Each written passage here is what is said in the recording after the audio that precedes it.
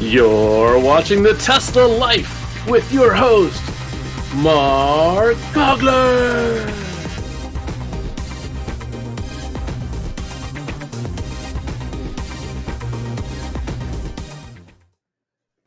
Hello, everyone, and welcome to the Tesla Life number 287. Here we are, last show of 2022, the 28th of December. Welcome, everyone, to the show. I guess this is a New Year's Eve show. Hello to Anders and Hockey Day and David, who have joined the chat room right away. And with us, as always, co-host, we have Mr. Patrick Connor joining us from the West Coast. How are you today, sir? Hello. I'm good. You guys did a great show without me last week, and the show before that, I missed the first 2 minutes. So I'm here and on time. Whoa, what a crazy world this is! And since I have missed the last 2 weeks, I haven't got to say Dr. Anthony Fauci is a hero. Anybody who says otherwise is an idiot. And we all are idiots in certain domains. Anyway, yep. Thanks. It should be a great show. No Festivus hangover, Patrick? No. I was not injured during feats of strength. I aired all the grievances. It's Excellent. Also joining us as per usual, Mr. Casey Green, co-host from the DC area. Well, actually, parts unknown. How are you today? Who knows sir? where we'll be in another couple of days. It's starting to warm up finally. We're thawing out. I ran into my Tesla usually does decent in frozen weather, and it did not do so well this time because we got a sprinkling of rain right before the temperatures dropped 60 degrees, and the frameless windows they don't care for not having the windows drop, and then the auto folding mirrors they normally do fine in the cold, but not when there's a layer of moisture inside. Yeah, thankfully ice everywhere. That's for sure. Yeah, thankfully mine is black in color, so the mirrors were able to heat up, even though it was only 28 degrees Fahrenheit, which is still below freezing. And they were able to unthaw. And then when they came out, I told them don't fold in. Then I got an update, and then the driver one folded in. Thankfully, did not freeze back. Yes, indeed. And be both thankful that you're not spending your time in Buffalo over the past few days. Sure. They've had a crazy winter storm with the winds coming off Lake Erie and putting a nice thick coating of ice on anyone that's within a few miles of the shoreline. So I've heard of some folks where their apartment complex had contracted towing places, and the National Guard issued the plow had issued them $1,000 ticket for being out in the no drive. Yeah, it's been a crazy couple of days for there. Make it safe to drive later. Mm-hmm. Exactly. Yeah. Well, let's get to it because we've got a ton of news. Not a surprise there. And I think what we'll start with tonight is this talk of some price drops and some unique opportunities for Tesla potential buyers that have been sitting on the fence. So we've got this story that comes to us from Teslarati, and this just kind of is, I guess, it's pointing out some of the obvious things that we've seen lately, of course, with the $7,500 drop in the US when it comes to Model 3 and Y pricing lately, which we probably know why that is. We're guesstimating it's got something to do with the tax credit that's going to roll out as of January the 1st. So we got some people that are holding off buying until that tax credit there. Tesla's put this in place to promote them to come on, take the car, take it now, because we've got year end coming up. We want to get rid of these cars, and we've got more that are filling the back lots after they go. So they're trying to move anything that they actually can. But even more interesting in this story is that they're talking about maybe the bubble has bursted somewhat for Tesla pricing on used cars. Yes. And we have seen this now for, man, it's been a number of quarters, if not a few years now, where Tesla prices on used Teslas have stuck right up there almost with new car pricing.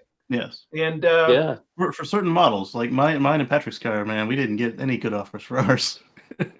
Model Y, there was a time where used ones were going for more than new ones. Yes. You could take delivery immediately, and people didn't want to wait, and we're an impatient species. That's true. And of course, that was fueling the gray market, as far as I could understand. It was that people were ordering a few Teslas and then flipping them as soon as they got them, and getting a few extra grand for each car, or however much the market would bear. So, and of course, that drives up the prices for everybody, because you're getting this common amount that people are just keep continually asking. Now, this was really, I would say, exacerbated because what happened was we had the fuel crisis, where we had the prices of fuel going through the roof, and we had a whole bunch of people that were saying, I want to get on this EV train now because I don't want to pay $6 a gallon for fuel, or in their area $4 a gallon for fuel, whatever it was. So that was pushing the prices up artificially higher as well. So this demand bubble looks like it might have popped, because as this article states, they've seen a drop in the average cost of a used Tesla, about 17% dropped. So 70 or 17? 17. Okay. So that is, that's at least moving in the right direction for people that are looking for a used vehicle, because of course the normal used car market, if you're looking to buy used, you can expect about a 50% drop in price over 3 years for a normal car. Tesla has never conformed to that model, but lately it was more than the new price. So there certainly is a step in a positive direction if you're looking for a Tesla, because some people were priced right out of the market when it came to a used vehicle. With the start of COVID, used car prices in general went up. Tesla has it was more of a problem and persisted longer because of all the reasons that you just mentioned. Yeah, go ahead, Casey. Yeah, I expected that Tesla would come out with this pseudo tax break thing, and I was a little disappointed when it came out at $3,750. It's like you're saying that people are complaining and trying to hold back, but you're not giving them the full $7,500. That's an incentive. And then when they did open it up, all of a sudden now when you're looking online for cars to qualify, which is Model Y and Model 3 in stock, you're starting to find that there are nothing for 200 miles, no matter what zip code you look in. So my tip to you, if this is you want one and you want it before that goes away, especially if you won't qualify for the tax credit because of either not enough or too much income, contact your local Tesla salesperson and have them search, and they could probably find one. Don't ask them to ship it, because that's going to be a problem. So ask them where it is, and then give them your deposit, and then go to the car and pick it up before midnight, the end of New Year's Eve, because that's the only way you're going to get this. I was just reading on Twitter about a guy who his car got held up with the weather, and Tesla's trying to get the money back from him because they know it's not going to happen in time. And I was sitting there thinking, man, why don't you just go and pick it up? But right, $7,500. That'll buy a plane ticket or whatever. Yeah. And then you don't have to wait on it, because remember, for the cars that qualify naturally by being in next year, they've pushed back the decision on what actually qualifies until March. So we don't know if cars in the first quarter will count and they'll go retro, or we don't know what's going to even qualify. I mean, we have our feelings about what should, because when you look at how it's structured, but until you see your car on the list, you can't count on that money. But this is already there if you can find a car. Right. Yeah, $7,500. Also, 10,000 free Supercharger miles for all new Teslas in stock, including S and X, but not the $7,500. Sorry. Right. Yeah, the $7,500 off direct from Tesla is so much better than the tax credit, just because, like you said, with the tax credit, you might not have enough tax liability, and so you don't get all of it. You might make too much money, and then you don't qualify for it. Not only that, you have to wait until you do your taxes for the following year, so you don't get it back right away. So you might be waiting more than a year to get it. There are ways you can get it instantly, but then if you do it instantly and don't qualify, they may still try and claw it back under many circumstances. Okay. Yeah, under the old program, there was no the old program was option. That was not fun. Right. Yeah. So I didn't know that you could get it instantly now. That's kind of cool. Yeah, that helps. And I understand that unless they try to get it back at the end of the year after you spend it. This move out of present inventory has been so successful. They've even started to get rid of demo and floor models. So they're really they're clearing house. They figured, well, we got this offer in until the end of the year. We've made it public. Let's get rid of everything we can. So they're clearing it right to the walls if they've got anything available, and moving those models out to the public immediately. Yeah, which is a good idea. They need to refresh those every once in a while anyway. I'm sorry, James, go ahead. Anders says, I hope this comes to Sweden. If you guys offer any incentives, I'm sure they will, because right now they're doing a very similar thing in China, and that one is actually extending through the end of the new year. I think just by a couple of days. It's coinciding with a Chinese similar program to what we've got going on in the States, just to keep people off the fence, keep them from holding on, and clear out that inventory. Now, I've seen a lot of the analysts say that, oh, this means that Tesla can't sell the car, so they have to put discounts on them. It's not really that. When you've got all these people who know that they have a chance of qualifying and they can wait 7 days to pick up their car, right? I would do it. Yeah. $1,000 a day. Let me think hard. Right. But if you tell me I can get it now, I'm going to pick up the car. Yeah. Right. Yeah. And so they have not enough cars, or they can't keep the car. Whatever the excuse was, nobody wants the cars. So, oh my goodness, they didn't make enough. So with Casey's point about them not knowing what the credit is going to be at the beginning of January, that's been pushed back. The decision's been pushed back. I wonder if this offer would continue. I wonder if there's going to be a modification to this.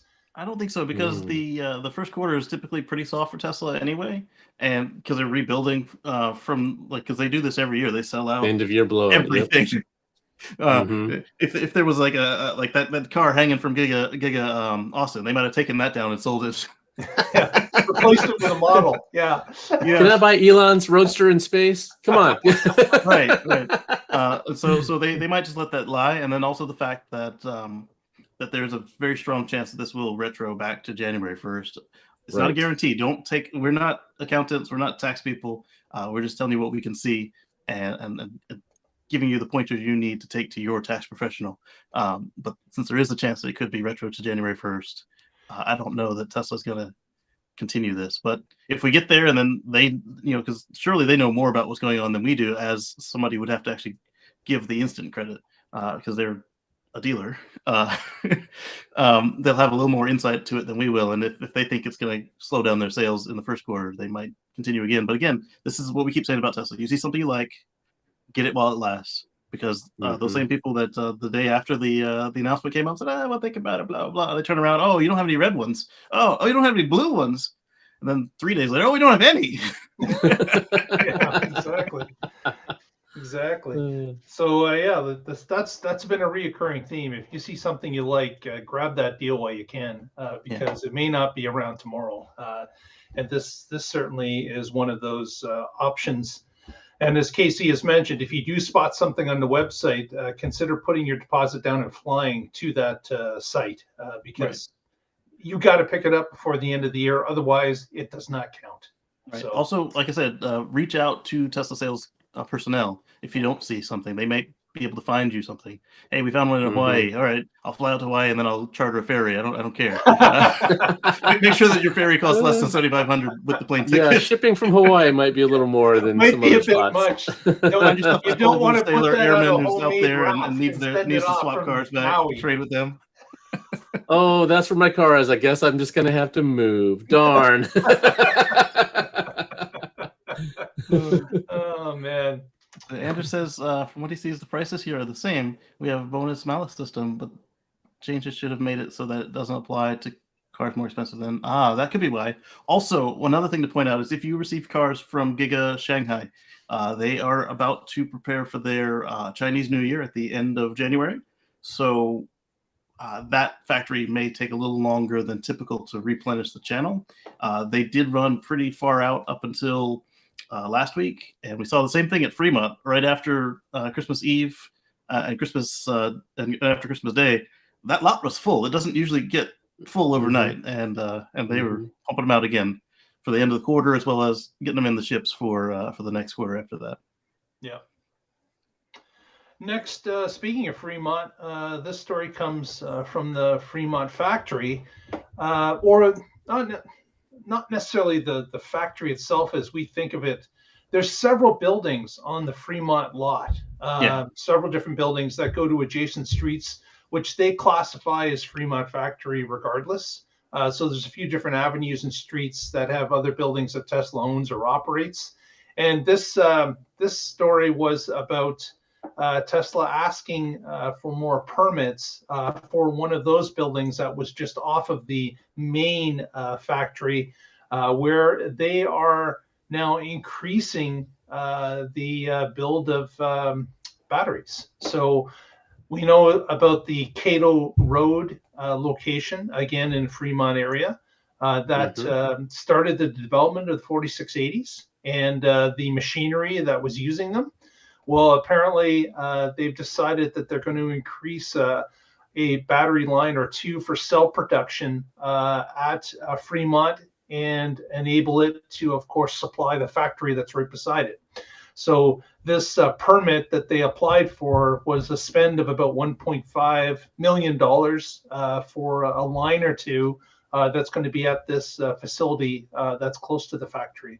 So we know that all the new gigafactories, Berlin, Texas, any new ones that are opening, Shanghai, they've all got the capability or building the capability of producing their own cells on site or beside the site in order to supply it.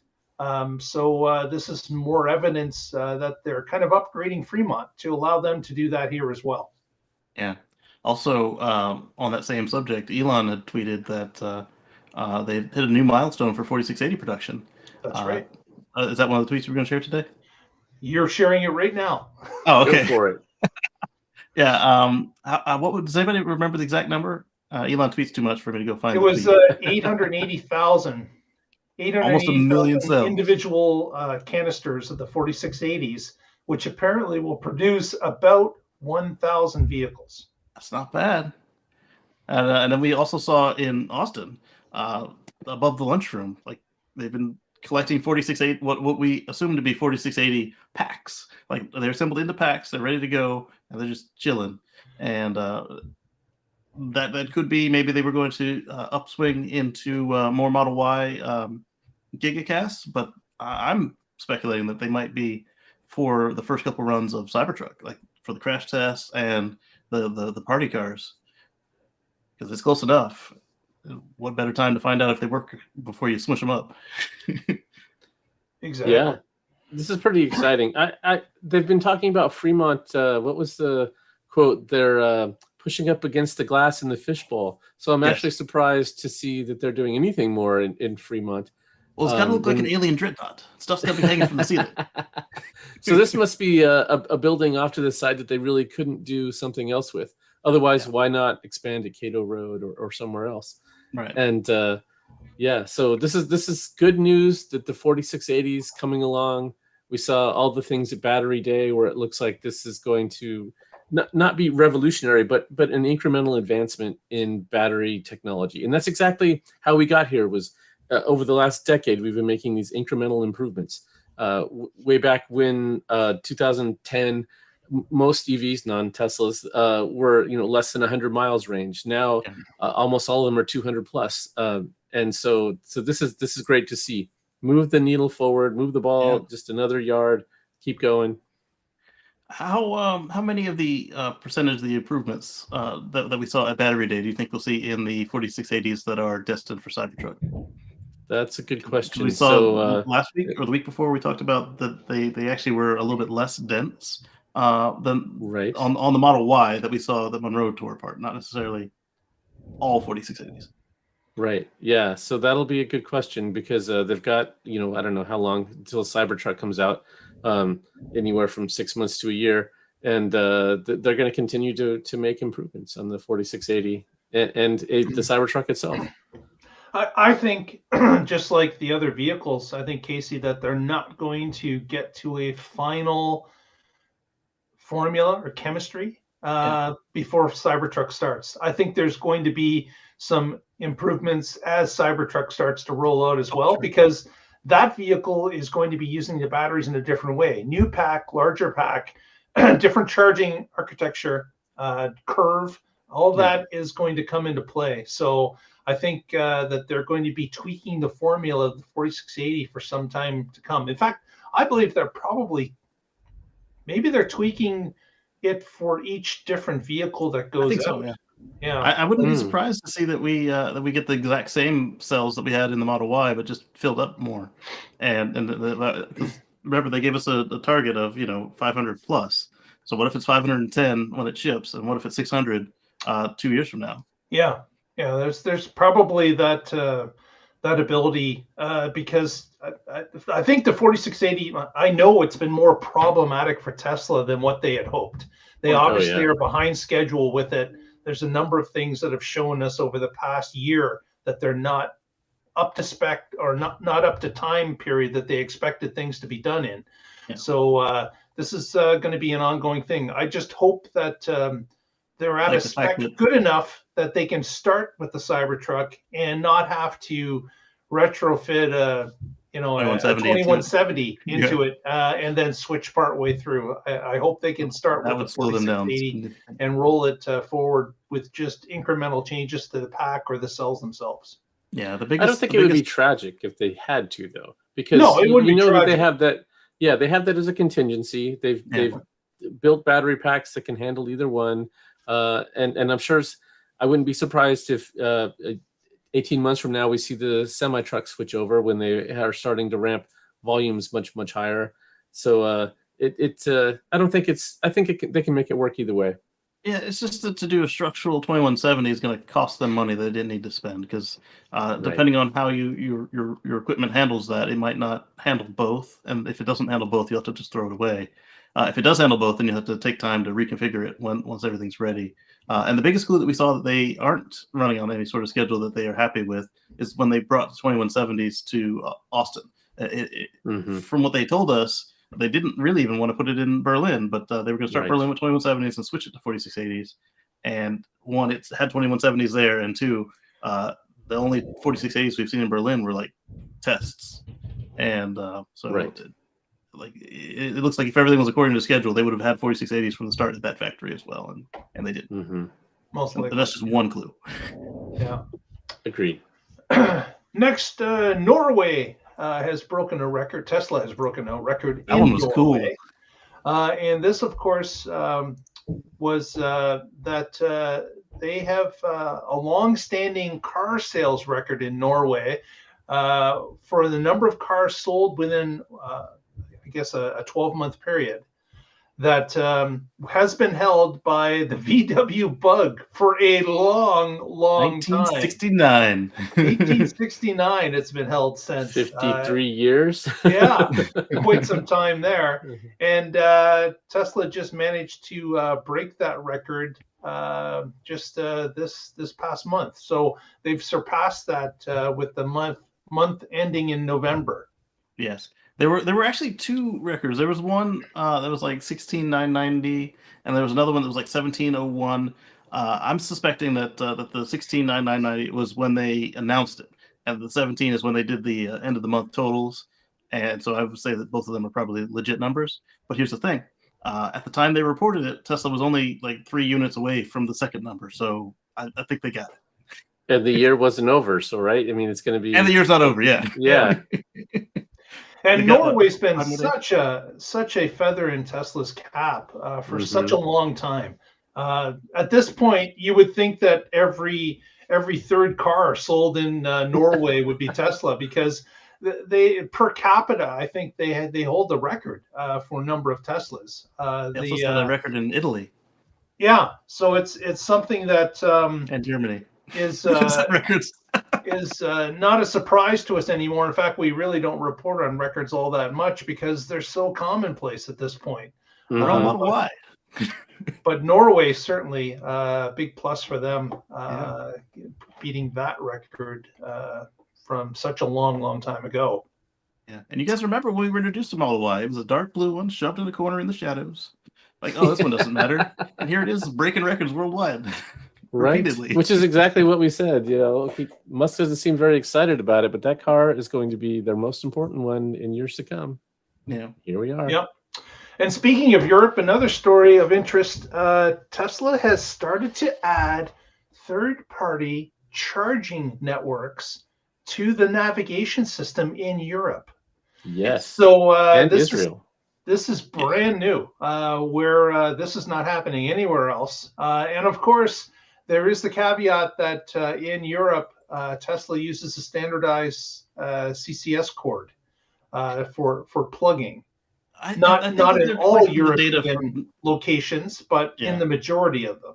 Yeah, I think they're collecting the data for North America, and then I bet you there's a flag set for whether it was with the CCS adapter or if it was the NACS connector.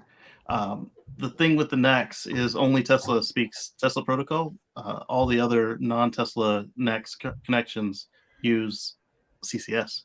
So for Patrick and I to bring our Model X's, we're going to need to get our retrofit kit, even if we don't use the adapter, just to use the what looks like the Tesla plug on the third-party chargers. So what's cool with this one is they have to have at least one compatible connector. So in Europe, that's easy because CCS 2. Gave me. But here it's going to be NACS.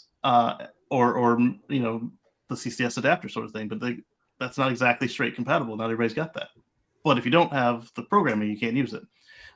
Then they need to be frequently used by Tesla once every 4 days for the 60-day qualifying period.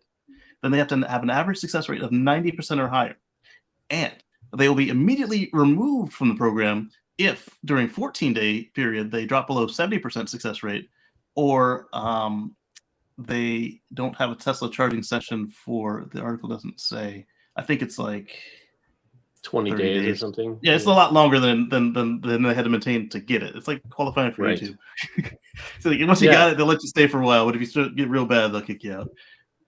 So I'm really excited about this program because one of the big problems, the reason that I drive a Tesla is that they have the only reliable network out there. Yeah, we saw that this week. Networks are just so bad.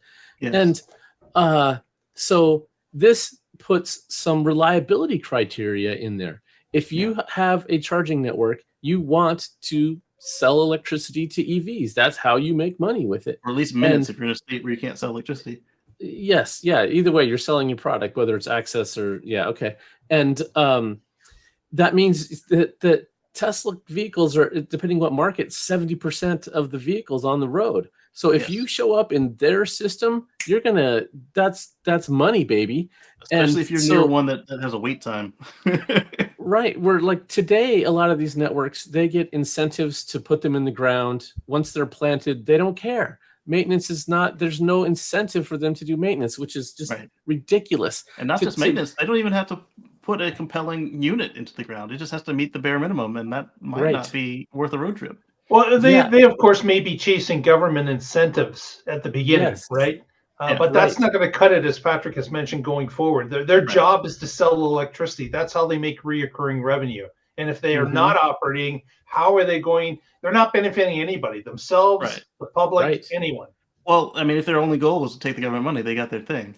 So a couple of our friends, including Kyle Connor, went out and documented all the stations that can't handle cold temperatures. Kyle even pointed out one that is a really cool concept. It's battery backed. It's got 180 kilowatt hours of battery, but it doesn't work. So, and that doesn't work because it's cold. This one was in Florida. It just doesn't work. Period. It's never worked. Thankfully, the owner knew that and they put it on PlugShare. But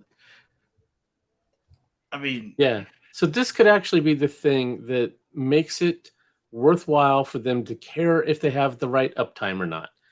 because if And they right get plug. listed, they get paid. If they get delisted, that's going to hurt. So now all of a sudden they have a real good reason to keep it operational. And look, whenever I was charging at a non-Tesla station, I would be going to PlugShare and I would be looking, okay, when's the last time somebody used this? Was it successful? And I wouldn't go to some place unless I could tell that it had been used recently and worked, because so many of them were out. And that's just, you can't expect normal, not tech forward people to check an app and plan their route and make sure that they have a backup. And that's just not. And now the cars are supposed to be a convenience. Yeah. So now the car is doing all the right things for you. This is a great move. And I hope it brings about the right thing, because I hope it helps bring about a future free from fossil fuels. Thank you, Casey. Yeah. So one thing I thought about, kind of partly devil's advocate, partly smart business, is, all right, so you own a Tesla, right? And you own one of these stations. Plug it in every day for 60 days to make sure it succeeds. Right. Yeah. Why not? Yeah. Because then you're going to know. I mean, you sound like you're gaming the system, but you're not. You're making sure the thing works for other people to come and use it. Yeah, exactly. Yeah. I'm okay with that. Yeah. Do it. If that's where you work, plug in and make sure that everybody knows it works every day. Yeah. Don't let it fall below the 60 days or the 20 days, and don't let it during the 60 days. Don't let it fall below the 4 days. Right. Like, hey, I know you got Saturday off, but could you come in and plug in for 5 minutes? No long weekends for you. You got to come in. Speaking of other smart business, let's move on to the next story. Casey's got it about Megapacks. Yes, Megapacks. Well, if you want one, you can't get one. It's going to be until Q3 of 2024 before you can get a delivery. I was playing around with the configurator to be sure, and I found out how much they charge for installation, which is not much, a couple $100,000, and you can get them as low as like $1.6 million up to over $2 million, depending on which unit you want. In fact, the smaller units were actually more expensive than the big units, so I guess you get a quantity discount. And that was pretty impressive. We looked at Lathrop, and it was a mega charger factory. It's really a gigafactory because of the amount of gigawatt hours of cells it's putting out. And right, the gigafactory mega charger pack. I'm confused already. I lost it. Yeah, exactly. All the boxes checked. So Lathrop was putting out, I think, 20 packs a day. They said, or 20 packs a week. Either way, it's a lot of packs, and it's running at that level. If they don't increase or they don't add another facility somewhere else, like Buffalo or Sparks again, because Sparks was making the smaller, they call them Megapacks, and the new ones are called Megapack XL. So they were making the regular Megapacks out of Nevada, and so if they don't do Casey, something, could you say they were chain smoking 20 packs a week? Yes. So if they don't do something to increase the output, which is already substantial, then it's not going to. You're not going to see your pack until Q3 of 2024 if you put your order in right now. And that's good news when you consider what it is Gigapack can do for you. Yes, it actually can prevent smoking. Right. And then I did cover last week. I think it was Tesserati had an exclusive on the only off-grid Megapack. Like there's no most Megapacks are connected to either with a undersized or proper sized connection to the grid, depending on what it is their job is. But this guy, he said, I want one off-grid because I have an off-grid factory. And Tesla told him, hey, it's going to take 7 days or more to fill this thing up with your solar cells. And we don't even want to do it because it's off-grid. We've never done it before. He convinced them to do it.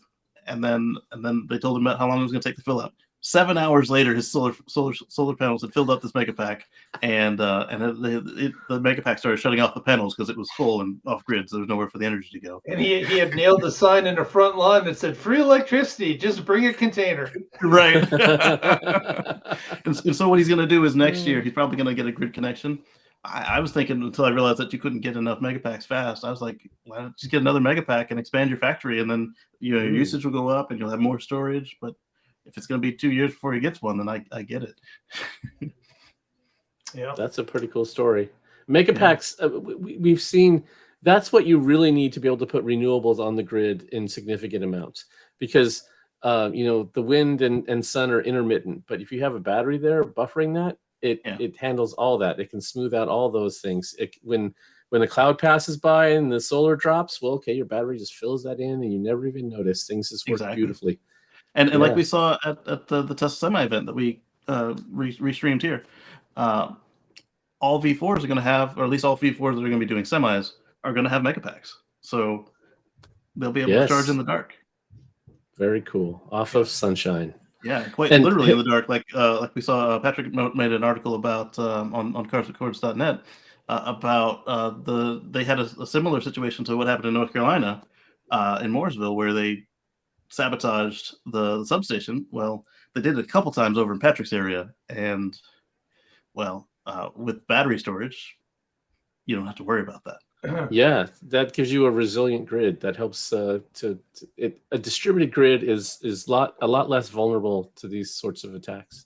Yeah, whether it's Mother Nature with snow and ice and down branches, or idiots throwing chains over to try to short things out, or shooting it with small caliber weapons. I don't understand what they're thinking attacking substations.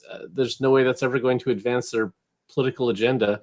But they thought it would stop the one in North Carolina. They thought it would stop the show, and instead the show happened in the dark because people don't have flashlights, right?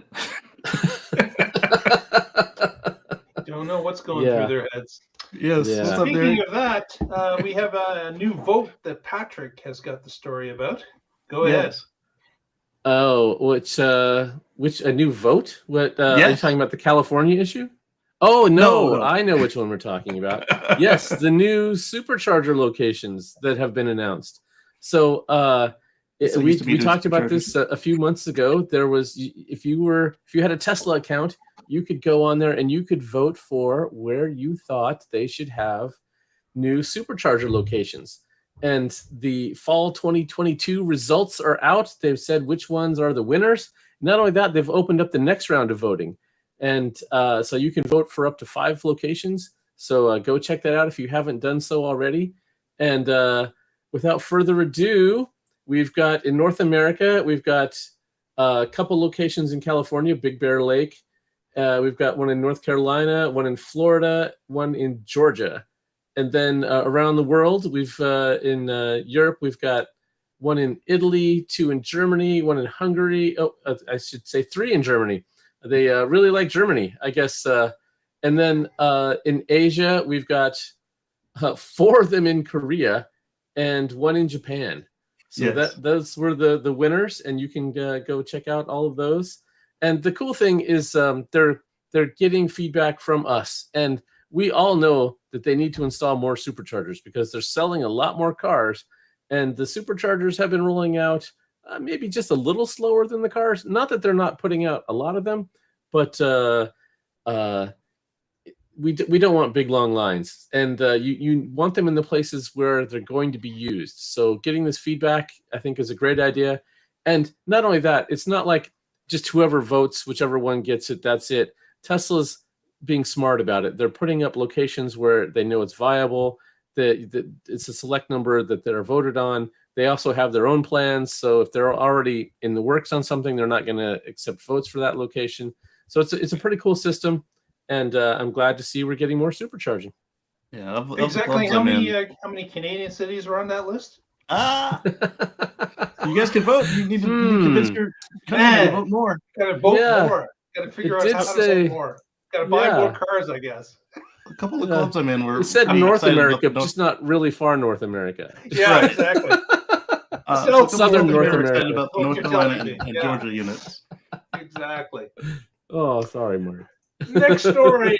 On to Texas. The story. And this story coming from Giga Texas is more about really the Cybertruck, we believe. We talked about last week spotting some boxes coming in from Hydra and getting set up inside the Gigafactory. The army of drones flying close to the windowsills, picking up that information.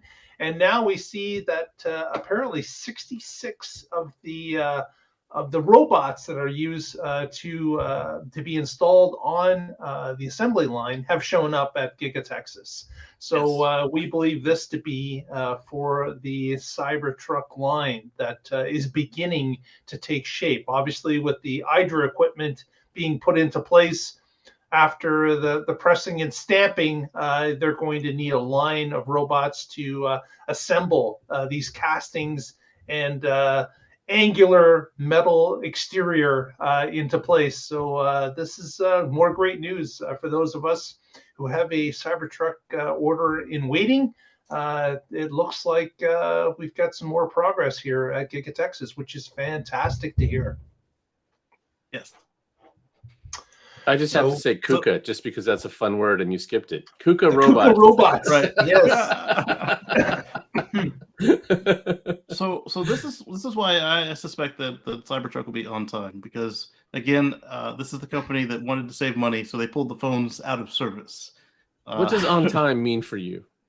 On time means that I'm thinking late second quarter, but it'll probably surprise us and be early.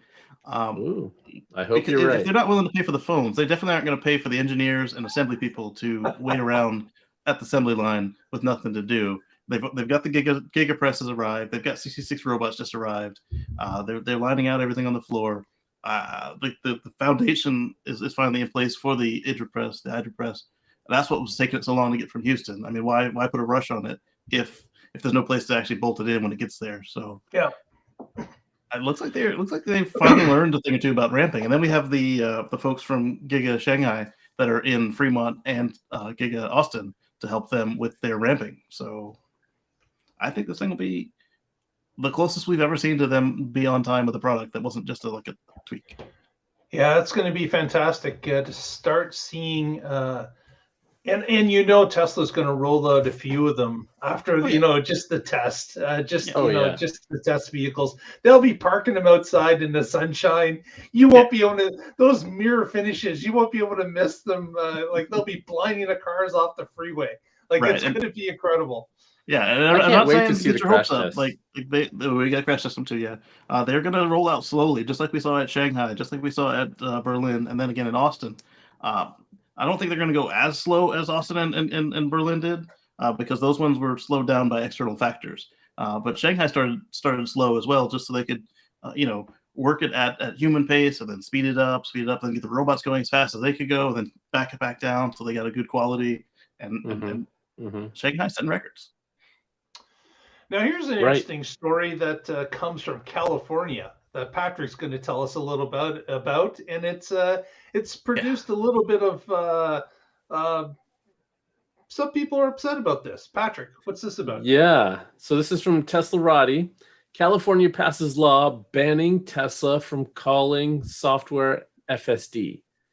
So the short version is it's called full self-driving, and there are some lawmakers in California that think that is misleading to consumers, even if it's qualified with the beta tag. So they had Senate Bill 1398, and it was passed, and the governor has signed it into law, and it takes effect at the beginning of 2023. So we will see how this plays out. Will Tesla thumb their nose at this and wait for them to get fined somehow, or will they sue and claim that? So here's the interesting thing is, if you look at, let's say, Super Cruise, a competitor's product, okay, what does that imply? It's more you're going faster than the speed of sound for a short period of time. Right. Yes. Supersonic cruising. Right. So, or ProPilot. Okay, that implies you have a pilot. I have an actual pilot in my car. Right. So, I mean, how much does he charge? So I don't know how Tesla's going to respond to this. It will be interesting to see how it plays out. They want to make sure that it doesn't apply that it's an autonomous vehicle. Well, all of their warnings tell you that it's not.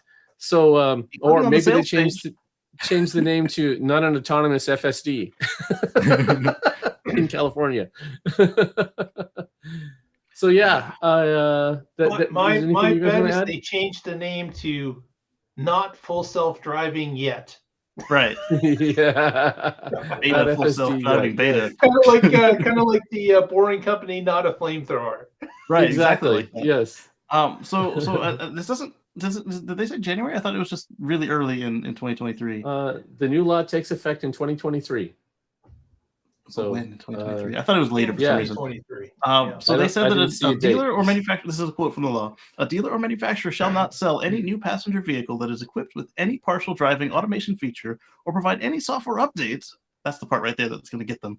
Or other vehicle upgrade that adds partial driving automation feature without, at the time of delivering the upgrade to the vehicle, providing the buyer or owner with a distinct notice that provides the name of the feature, clearly describes the functions and limitations of the feature. So clearly these politicians think that the people who don't own the car are being confused by what it's called actually freaking matters.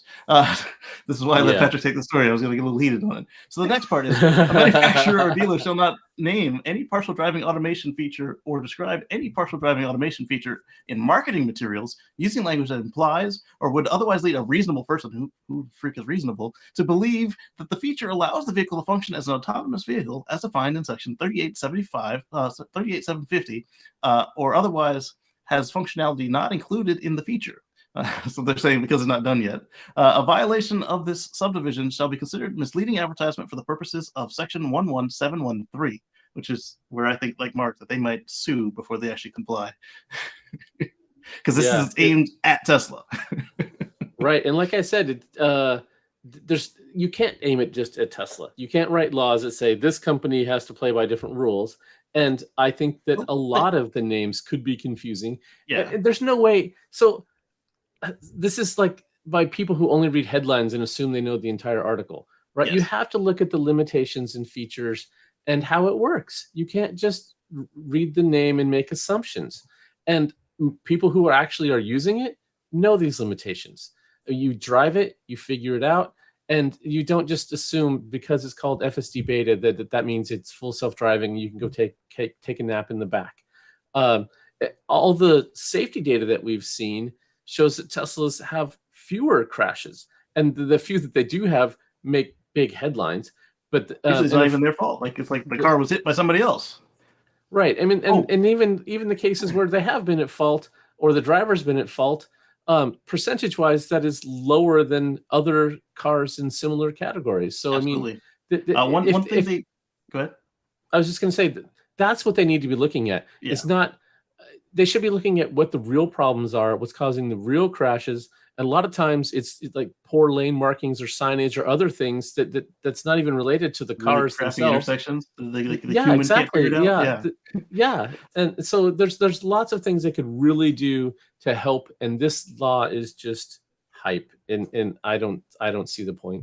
They also pointed, like, as this thing was passing through, they pointed at this guy in Texas who claims that he got the full self-driving beta and that the car got from the on-ramp to the innermost lane, the fast lane, and then slammed on the brakes. For one, the car is not FSD. So the only time I've seen people confuse it that actually own it are just when they're trying to get out of getting in trouble for something stupid like this. Because when you consider the fact that FSD, unless you're an employee, does not function on the highway long enough for this to happen. I mean, you'll see it blip around on like if they're doing construction or something, but you have navigate on autopilot on the freeway, and that thing is super slow at lane changes. It'll get on the freeway, it'll check around, it'll make sure you're alive, it'll signal, it'll wait 3 beats, and it'll move over, and then it'll do that again several times. Now, this is Texas, so this was at least 2 lane changes at the worst of the roads, but probably closer to 8, depending on what lane we're talking about. So we're talking like you're at the next exit, or at least a couple miles down the road before this thing could get over and slam on the brakes. So what likely happened, and we won't find out until NHTSA and Tesla say, person got on the freeway, they manually drug it over all the way over all the lanes, and then automatic emergency braking or collision mitigation braking kicked in. And then it was just an 8-car collision. So then 7 other people were tailgating this Tesla as it did its thing, and then we had a mess. I'm not sure what it's something that I don't understand is, okay, you make a change to the name. That doesn't change anything else. That drives the car? Like, Right. is that going to make anyone act differently because the name has changed? The only I don't person think is so. the backseat bandit, and he would do it anyway. Yeah, like Right. I really Yeah. don't think that changing it from full self-driving to partial self-driving or whatever. David, what does BFD stand for? Let us know. But Beta full driving. and if it's making that change in a name and it doesn't affect the driver at all because they're stupid enough or smart enough to obey the rules and read and accept the terms that they're given at the point of signing up for the beta, what does it matter if the name is different? It Right. doesn't. Yeah. And then It if they makes are no stupid, difference whatsoever. This solves no problem. right? And if they are stupid, there's a couple things at play here. The car sees them leave the seat. The car sees them using the stupid cheat devices now. Yeah. The car will Actually, turn just- it off. And Yeah. then if the car fails to do all of this, they are still the responsible driver. So they are still Mhm. on the hook for whatever happens next. Yeah. Yeah, Weird. the fact that Tesla's detecting cheat devices now is just incredible. That they've got some smart software in there, and yeah, that's pretty cool. Yeah. Well, one let's thing move with on that, because Casey's before- getting hot under the collar. Yeah, and we yes. want to get through this. One thing with the new cheat detection, if you find that your car is calling you a cheater and you're not, when you turn the car on, put in your pin to drive if you have one, and then shift into drive or reverse, don't touch the wheel. Hold the brake, and then after the car shows you that it's in gear, then touch the wheel, and you should have less false cheating messages. And the other thing you can do is just fiddle with the volume. I mean, if before they were doing it by torque Oh, there's sensing, that, you but can I mean, keep- like some people are Yeah, I getting agree with you. strikeouts. Yes, yeah, because you had some pressure on there and it zeroed with that, and so then the calibration is weird, and yeah. So Casey's right, but I'm just saying, don't always just depend on the torque sensor. Try some other things that you don't normally do, and that will also help it figure out that you're really there and have the wheel. Yeah. And then if you got a camera watching you, that helps too. Yes. but we don't. Speaking Okay, of Mark, we can move on. watching things- Sorry. Speaking of watching things, Casey's got our next story, and this would really grab your attention if you saw this on the road, wouldn't it? Which one are we talking? The Hearse. Oh yes, okay, because I wasn't sure which order. So the Tesla Hearse, we've seen a couple of them. They were all based on Model S. Some were less attractive than others, but now we've got one based on a Model 3, which Yeah, so that's is new. still less attractive than the Model S's, but it's not terrible. Look at that. If you got to go out in style. dying to try that. The last Look what they ride. did to the rear door. They gave it a hatch. That is bizarre. It is bizarre. And I get arrow wheels on my way out, man. Yeah. That is crazy looking. I want the 1940s. Well, you want to get good mileage on your way out, I guess. So you need the arrow wheels. Yeah. But that is something. Like from that photo, does it look like the rear door is like a gate? It's not even. That's not the front door. No, it's not the front door. That's like a toolbox or something. Yeah, it's like Where they put like the it's like a crates to put you utility down. door. Yeah. Let's make sure the lid's closed. This is right. This is where it's different than the others. It's not just a one-off project. The company's now making the vehicle to order. The other three that we Yes. saw were all one-off custom builds for particular funeral homes. I don't think you can do FSD with this one, so California is okay with it. No, wait, no, maybe. Look, the sensors are in the right place. They didn't touch the sensors. Oh, they'll be just putting the coffin in the back and then just saying, "Take me to here," and away it goes. And then your family will meet you there. I Yeah. like that they went with like the was it Rolls Royce with the Starlight, Got the starlight yeah, roof. yeah. as if you could see it. Oh my Nice goodness. view for your last ride. Right, Look for this, 50,200 euros or 52,000 euros. I'm At sorry. Progressive Funeral Homes, I guess. Yes, I mean, Crazy. I would want my Crazy. family to put me in an electric car on the way out. Yeah. I Well, would, it's different for us because we're alive and kicking and driving them every day, so it's it's a bit different. But maybe It's a that's three-door, Derek. statement. It's a three-door. Maybe that's a statement on the way out. It said, "Listen, I've driven electric my whole life. I'm going out that way too." Yeah. Right. Yeah. After driving electric for years, I wouldn't want to have my last ride be one that's polluting and killing other people. I'm already dead. I don't need to Right. pollute anymore. I mean, that reminds me of when we lost my grandfather. He liked Ford vehicles, and they put him. I don't know if it was a Chevy or a Dodge when they took him from the farm. And I was like, man, I'm glad he can't see this. He would be upset.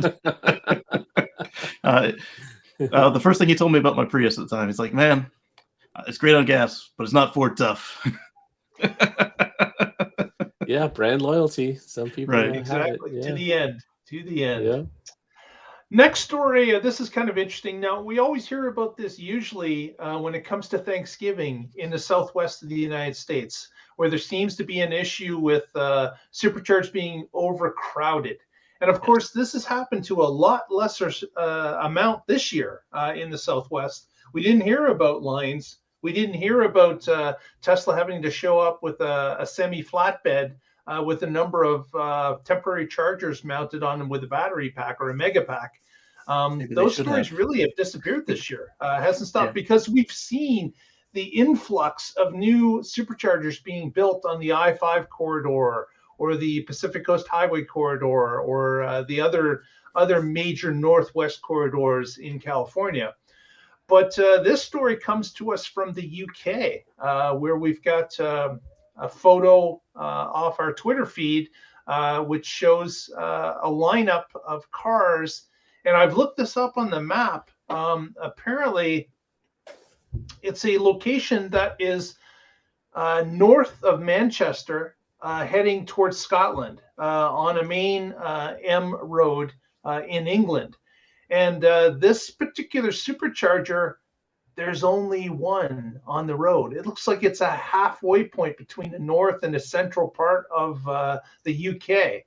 And that is just a recipe for trouble, as we used to see back in the old days, on the I-5 or the what's the other one? The 95. 104, 105, something.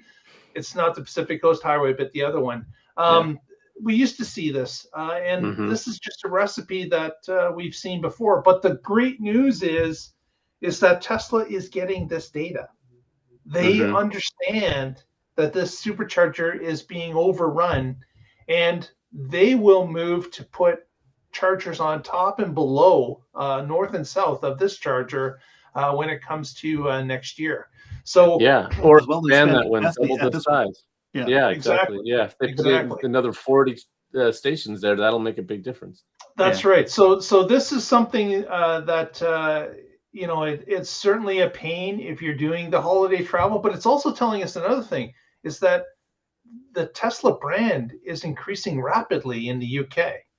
There's more and more people purchasing these cars and taking them on longer and longer trips. So the spacing of the superchargers on certain M roads are going to become important as the days go along. And certainly when it comes to holidays like Christmas in the UK, where it's one of their largest holidays, and it's a travel holiday for them, similar to Canada, really, because we follow pretty closely along with the British side of things when it comes to holidays. So that is something that it's a pain point to start with. In this article, they talked about cars having to wait for 5 other vehicles to charge ahead of them. We understand that, but at least Tesla is getting that data. And we know with what happened in California with the Thanksgiving rush, that they've been able to push out that network, make it larger, add extensions to existing superchargers, add new superchargers. So I think that we may see a big difference starting next year if they can add 1 or 2 or 1 extension for that particular area. But definitely, if you look at the map of the UK, you can definitely see this one road is about, and north-south road, excuse me, is something that Tesla's most likely being alerted about, as soon as it happened. Yeah, and one other thing with this is when your car pushes the charge limit down to 80%, if you don't need the extra 10%, don't push it back up. The reason they do that is that's when the car starts to slow down in charge, and at that point, you should be able to make it to the next station. And the less people charging slowly, the more customers that can get through the station. So, I mean, there are legitimate reasons to, like, if you're towing or if that's the town you're going to be done in, to push it back. But if you're continuing on your journey, the trip planner already knows that it's done this to you. Yeah. So it's already adjusted. So just unless you'll sometimes see this where the trip planner, where it pushes down, the trip planner will charge through anyway. You'll just listen to the trip planner, but if it says you have enough to continue your journey and it stops at 80, just unplug and go on. And then Mark's got a picture for us here. There you go. The lineup of cars. So one of the things that Tesla's done in the past is they have those mobile units where they can take a Megapack on the back of a truck and some superchargers hanging off it and set up a temporary spot. Yeah. So that's something that they could do for the holidays in spots where they haven't been able to build out yet, but the year before it had this kind of setup. So that's another thing they can do. Yeah, we see them do that when they know something's coming, but right. I'm guessing they didn't expect this because things were a little different for the last 3 years. And if you want to check it out yourself on the map, the supercharge.info map, just look up the Penrith UK, PENRITH, and you'll see the bottleneck. There you go. Very good. With that, I think we'll wrap it up this evening. We certainly want to wish everyone a happy holiday and shortly a happy new year, which is coming up real soon now. And to help us out, please press that like button, give us a thumbs up, press that subscribe if you haven't already. That's going to help us out as well. And with that, Casey, have you got a show coming up in the new year, or right on the new year, don't you? Right on the new year. I've got a New Year's show right here at youtube.com @CaseyGreen, and we'll be doing this. I might have some co-hosts, I may not. We'll see. And it's going to be not just Tesla because we've got this, so you don't need a double dose of Tesla every week. But I do touch on Tesla stuff that happened after this show. Or if I want to rant on something like the naming of FSD, which will happen. So. Yes, it does happen, I guarantee it. But that's about green tech, green living, and you'll find that Sundays at 1:10 Eastern p.m. And we hope to see you there. Thank you. Very good. And Patrick, what do you got going on during the holidays? Now the Festivus is over. Yeah. So on the solstice, we had an interesting event with the power walls. Yes, because of the storms happening, it went into storm watch mode. But that was also the same day that we had a VPP, a virtual power plant event scheduled. So what happens when one thing says, I want to charge you to 100%, and another thing says, I want you to drain and support the grid? Well, if you want to find out, you can go to carswithcords.net. Because I found out on the solstice. Yeah, you're going to have to go check it out. It's worth it. And he doesn't bury it in the article. He tells you pretty much right up front, and then he explains it. So you don't, if you're short on time. But it's a good article. Read it all the way through. Cool. Thank you, Casey. Very good. Yeah, and then we've also had power outages here. We talked about it earlier. There were, I think it was, when I wrote the article, there was 50,000 people that were out. And then when I finished the article, I looked again, it was up to 80,000. I'm like, oh, I'm not going to go update it. And but then after a couple hours later, I looked and there were 100,000 homes without power. Yeah. So we between the ice storm and then the windstorm, and I don't know if there was any vandalism. There were certainly some in Washington at that same time. I don't know if any of the outages here were due to that vandalism or not. But was that fanatics again, or it certainly couldn't help.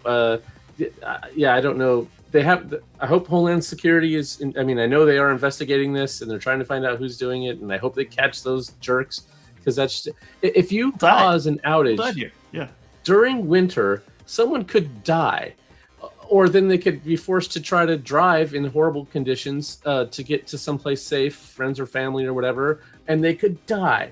And you would be guilty of murder, in my opinion, if you caused an outage that caused people's death. So, anyway, that's not a fun, happy note. Let's move on to better things. I'm with the Oregon Electric Vehicle Association. You can find us at oeva.org. Check us out. And thanks. Back to you, Mark. Medical devices. I want to thank people that are... sorry, go ahead, Casey. Oh, yeah. Hockey Day brought up a good point. And I said, yeah. Yeah, that some or people are you- dependent on whatever machines to help them live their life. And if they lose power, they can't run that, whatever it is, some breathing apparatus or air purifier or Medication whatever it fridge. may be. Yeah, lots of yeah. And yeah, I just don't understand why anybody would do that you're not a functioning member of society if you somehow think this is going to help make something happen that would be good. You're killing people, Right. idiot. Stop it. Right, like in North Carolina, they killed a guy, and the show still went on with flashlights. We want to thank our Yeah. chat room people. We got Hockey Day, David, Derek has joined us today. Oh yeah, one note. Hey, so 2023 is coming real fast. Put down in the notes or in the chat what cool things you think are going to happen for Tesla next year. I'm really curious what everybody thinks, and we should next show we should talk about some of the stuff that the viewers have suggested and see what we think of all those. We will do it in 2023. That sounds great. Cool. All right, everyone. Thanks very much for joining us. We will see you all next year when we get together and find out what's happening in the Tesla life. Stay positive. Test negative. Paisley Moon. Oh, I like that, Derek. I like that style.